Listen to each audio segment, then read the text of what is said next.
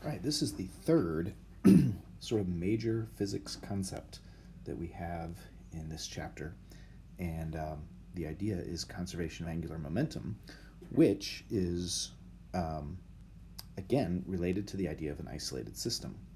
So if you have a collection of objects um, and you add up the angular momentum of all those objects, uh, and then just let everything move as normal, the total angular momentum of an isolated system should be conserved. So if we talk about an isolated system,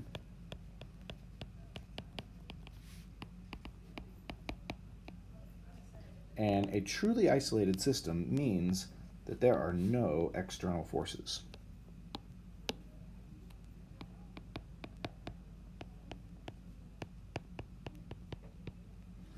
Okay? So no external forces.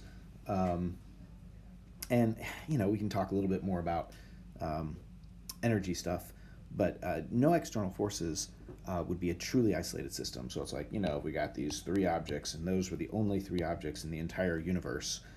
They would be an isolated system, a perfectly isolated system. But there are some sort of little caveats. So um, you don't really need to have a system with no external forces. Um, if we have, the external forces, so this is, a truly isolated system. Okay, but if the external forces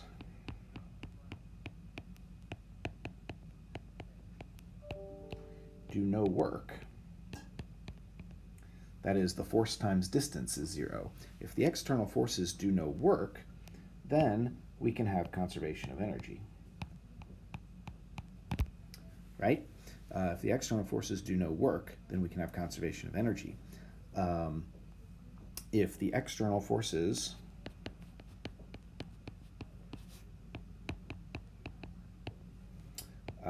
do no impulse, then we can have conservation of momentum.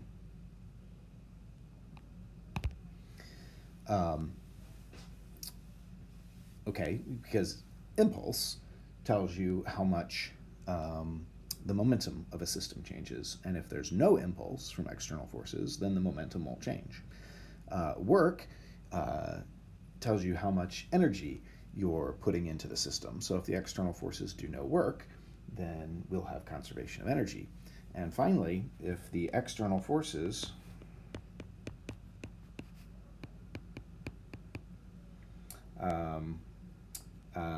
let's see it this way, give no torque,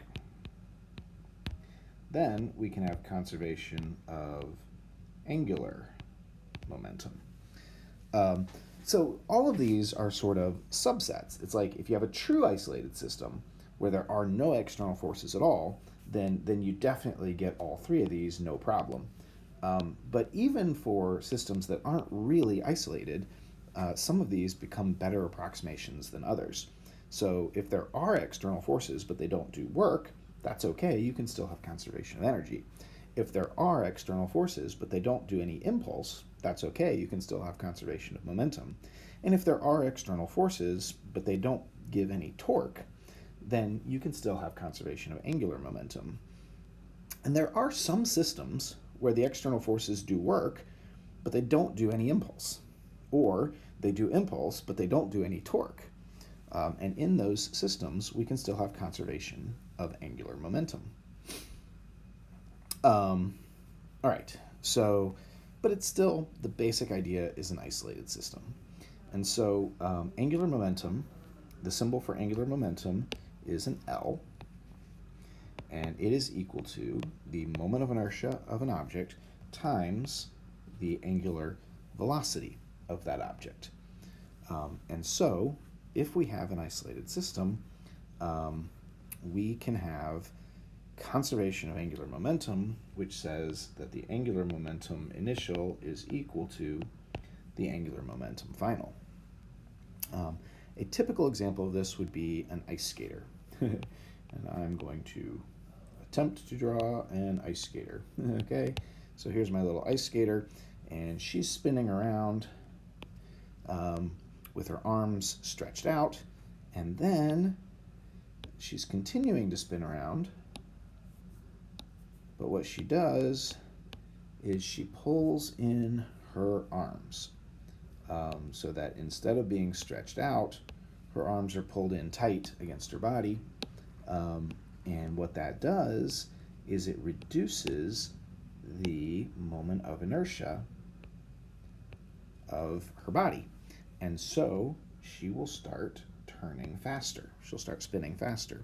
And if you've ever watched ice skating, you've seen this. They start out with their arms outstretched, they start spinning, they pull their arms in, and then they start spinning really fast. And so the idea is that the moment of inertia initial times the angular velocity initial is equal to the moment of inertia final times the angular velocity final. And what happens is, when you multiply these two together, you get a number.